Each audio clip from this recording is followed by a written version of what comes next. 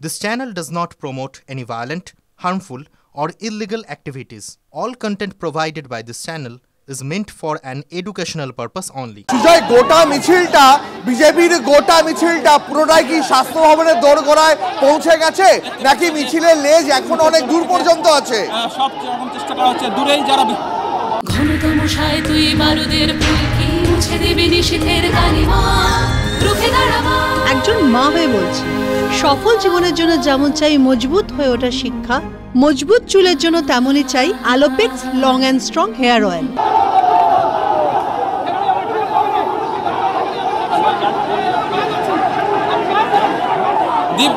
মিছিলের সামনের অংশটা এই মুহূর্তে স্বাস্থ্য ভবনের একেবারে দোরগোড়া, যেটা তুমি বললে সেখানে পৌঁছে গেছে, কিন্তু পেছনের লেজ অনেকটাই দূরে। অর্থাৎ আমরা যেটা খবর পাচ্ছি যে এখনো পর্যন্ত মিছিলের শেষ অংশ উইপ্রো মোড়ের কাছে রয়েছে। সেই জায়গায় এদিকে দেখো পুলিশের তরফ থেকে প্রিজন ভ্যান নিয়ে আসা হয়েছে। যদি যারা গ্রেপ্তার, যদি বেগতিক হয় পরিস্থিতি, যদি পুলিশের হাতের বাইরে চলে যায় তাহলে সেখানে কিন্তু তাদেরকে আটক করা হবে। আরও পুলিশ নিয়ে আসা হচ্ছে, আরও র্যাব নিয়ে আসা হচ্ছে। পরিস্থিতি কিন্তু নিয়ন্ত্রণে রাখার চেষ্টা করা হচ্ছে যাতে পরিস্থিতি হাতের বাইরে না যায়, সেই চেষ্টা করা হচ্ছে। ছবিটা দেখতে পাচ্ছি। আমাদের সঙ্গে দেখো, আমি তোমার কাছে আবারও আসছি। আমার আরেক সহকর্মী সল্টলেক থেকে রঞ্জিত রয়েছে আমার সঙ্গে। রঞ্জিত, এই মুহূর্তে কি ছবি দেখতে পাচ্ছ?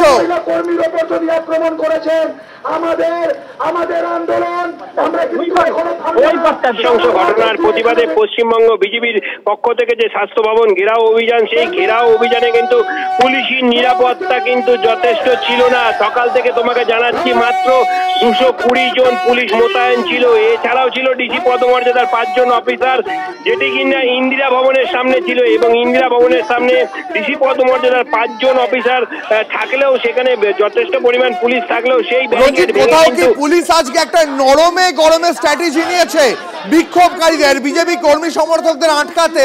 এখনো পর্যন্ত পুলিশের যে স্ট্র্যাটেজি, কোথাও একটা নরমে গরমে দেখতে পাচ্ছ? একদমই দেখো, পুলিশ প্রশাসনের পক্ষ থেকে এই রকম নরম প্রকৃতির মনোভাব আজ পর্যন্ত আমরা যত বিক্ষোভ কর্মসূচি কভার করেছি তা কিন্তু দেখতে পারিনি। এবং সেইখানে যখন ব্যারিকেড ভাঙার পরে যখন যথেচ্ছভাবে যখন বিজেপি কর্মী সমর্থকদের সব থেকে বড় ব্যাপার হচ্ছে এইখানে যে উজ্জীবিত মনোভাব। এবং দেখা গেল যে বিরোধী দলনেতা শুভেন্দু অধিকারীকে কিন্তু এই ইন্দিরা ভবনের সামনে প্রিজন ভ্যানে উঠিয়ে নেওয়া হলো, তাকে আটক করে নিয়ে যাওয়া হলো। এবং অগ্রভাগে রয়েছেন দিলীপ ঘোষ এবং রাজ্য বিজেপি সভাপতি সুকান্ত মজুমদার। সেই কিন্তু এখন এই মুহূর্তে কিন্তু স্বাস্থ্য ভবনের গেটের সামনে, স্বাস্থ্য ভবনের মূল ফটক কিন্তু আটকে দেওয়া হয়েছে। রয়েছেন ওইখানে কিন্তু বিধাননগর সিপি মুকেশ কুমার, তিনি কিন্তু রণংদেই, তিনি সমস্ত রকম লাঠি উঁচিয়ে দাঁড়িয়ে রয়েছেন। পুলিশ প্রশাসনের ঘেরাটোপে রয়েছে গোটা স্বাস্থ্য ভবনটি।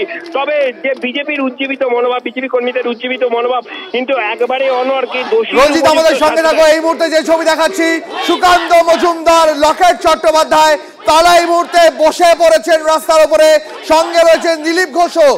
এই ছবি দেখতে পাচ্ছে এই মুহূর্তে বিজেপির মিছিলের একটা অংশ যেটা স্বাস্থ্য ভবন পর্যন্ত পৌঁছে গেছে। অন্যদিকে সুকান্ত মজুমদাররা তারা রাস্তায় বসে বিক্ষোভ দেখাচ্ছেন। আমার সহকর্মী শুভজিৎ রয়েছেন আমার সঙ্গে, শুভজিতের কাছে যাব। শুভজিৎ,